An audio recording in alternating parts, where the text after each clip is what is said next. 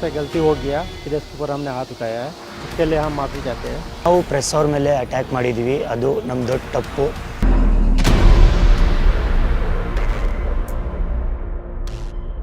S, ವಿಜಯ times ತಂಡ ಮತ್ತೊಂದು ಸಂಘರ್ಷಕ್ಕೆ ಇಳಿದಿದೆ. ಜನರಿಗೆ ವಿಷ ಉಣಿಸುವ ಭಯಾನಕ ದಂಧೆಯ ವಿರುದ್ಧ ಸಮರ ಸಾರಿದೆ. ಜನರಿಗೆ ವಿಷ ನೀರು ಕುಡಿಸುತ್ತಿರುವ ಡೈ ಫ್ಯಾಕ್ಟರಿ ವಿರುದ್ಧ ಹೋರಾಡುತ್ತಿದ್ದಾಗ ವಿಜಯ ಟೈಮ್ಸ್ ತಂಡಕ್ಕೆ ಎದುರಾದ ಅಡೆತಡೆಯ ಜಲಕ್ಕಿದು. ನೋಡಿ, ಇಲ್ಲಿ ಅಕ್ರಮವಾಗಿ ದಂಧೆ ನಡೀತಾ ಇದೆ, ಅಕ್ರಮವಾಗಿ ದಂಧೆ ನಡೀತಿದೆ. ಹಲ್ಲೆ ಮಾಡಕ್ಕೆ ಬರ್ತದೆ.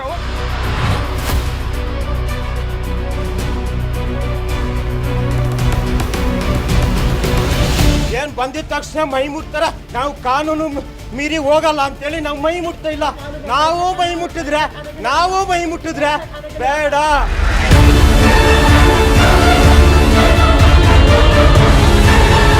ಬೆಂಗಳೂರಲ್ಲಿ ಗೊಲ್ಲರಹಟ್ಟಿಯಲ್ಲಿ ಇವ್ರು ಅಕ್ರಮ ದಂಧೆ ಮಾಡ್ತಾ ಇದಾರೆ ಅಂದ್ರೆ ನಾವು ಕಣ್ಣು ಮುಚ್ಚಿ ಕೂರ್ಬೇಕಾ? ಪೊಲೀಸ್ ಇಲಾಖೆ ಏನ್ ಮಾಡ್ತಾ ಇದೆ, ರೆವಿನ್ಯೂ ಡಿಪಾರ್ಟ್ಮೆಂಟ್ ಏನ್ ಮಾಡ್ತಾ ಇದೆ, ಗ್ರಾಮ ಪಂಚಾಯತಿ ಅವ್ರು ಏನ್ ಮಾಡ್ತಾ ಇದಾರೆ, ಪೊಲೀಸ್ ಡಿಪಾರ್ಟ್ಮೆಂಟ್ ಏನ್ ಮಾಡ್ತಾ ಇದಾರೆ, ಎಲ್ಲ ಇವರ ಲಂಚನ ಕಕ್ಕದನ ತಿಂದು ತೇಗಿ ಮಲಗಿದಿರಲ್ಲ. ಹೌದು, ರಾಜ್ಯ ರಾಜಧಾನಿ ಬೆಂಗಳೂರಿನಲ್ಲಿ ಅಕ್ರಮ ಬಟ್ಟೆ ಡೈ ಫ್ಯಾಕ್ಟರಿಗಳು ಜನರ ಪ್ರಾಣದ ಜೊತೆ ಚೆಲ್ಲಾಟ ಆಡುತ್ತಿವೆ. ಡೈಗೆ ಅತ್ಯಂತ ವಿಷಕಾರಿ ರಾಸಾಯನಿಕ ಬಳಸಿ ಅದನ್ನ ಸಂಸ್ಕರಿಸದೆ ನೇರವಾಗಿ ನಮ್ಮ ನೀರಿನ ಮೂಲಗಳಿಗೆ ಅಂತರ್ಜಲಕ್ಕೆ ಬಿಡುತ್ತಿವೆ. ಇದರಿಂದ ಜನ ನಿತ್ಯ ವಿಷ ನೀರು ಕುಡಿದು ಕ್ಯಾನ್ಸರ್, ಕಿಡ್ನಿ ಫೇಲ್ಯೂರ್ನಂಥ ಭಯಂಕರ ಕಾಯಿಲೆಗೆ ತುತ್ತಾಗುತ್ತಿದ್ದಾರೆ. ಇಂಥ ಕರಾಳ ದಂಧೆಯ ಬೆನ್ನತ್ತಿ ಹೊರಟು ಹೋರಾಟಕ್ಕಿಳಿಯಿತು ವಿಜಯ ಟೈಮ್ಸ್ ತಂಡ. ಬೆಂಗಳೂರಿನ ಕಾಚೋಹಳ್ಳಿ ಪಂಚಾಯಿತಿಯ ಚಿಕ್ಕಗೊಲ್ಲರಹಟ್ಟಿ ಗ್ರಾಮದ ಸ್ಥಳೀಯರು ಕಲುಷಿತ ನೀರಿನ ಬಗ್ಗೆ ದೂರು ನೀಡಿದ್ರು.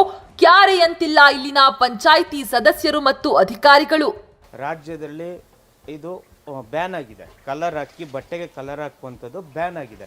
ಆದರೆ ಮಾಗಡಿ ರೋಡು ಗೊಲ್ಲರಹಟ್ಟಿ ಹತ್ರ ನಿರಂತರವಾಗಿ 3-4 ವರ್ಷದಿಂದ ನಡೀತಿದೆ. ಆದರೂ ಕೂಡ ಗ್ರಾಮ ಪಂಚಾಯಿತಿಗೆ ಏನು ಇಲ್ಲಿನ ಸ್ಥಳೀಯರು ಕಂಪ್ಲೇಂಟ್ ಕೊಟ್ಟಿರ್ತಾರೆ. ಆದರೂ ಕೂಡ ನೋಡಿ, ರಾಜಾರೋಷವಾಗಿ ಯಾರು ಹಿಂದಿ ಹುಡುಗರನ್ನ ಇಟ್ಕೊಂಡಿದ್ದಾರೆ, ಹೊರ ರಾಜ್ಯದವ್ರನ್ನ ಇಟ್ಕೊಂಡು ಈ ಥರ ಮಾಡ್ತಾ ಇರ್ತಾರೆ. ನೋಡಿ, ಬಟ್ಟೆಗಳಿಗೆ ಈ ಥರ ಕಲರ್ ಹಾಕಿ ಅಕ್ಕಪಕ್ಕ ಏನು ಕೃಷಿ ಭೂಮಿ ಇದೆ ಅಥವಾ ಏನು ಕುಡಿಯುವಂಥ ನೀರಿಗೂ ಕೂಡ ಕಲರ್ ಹೋಗ್ತಾ ಇದೆ.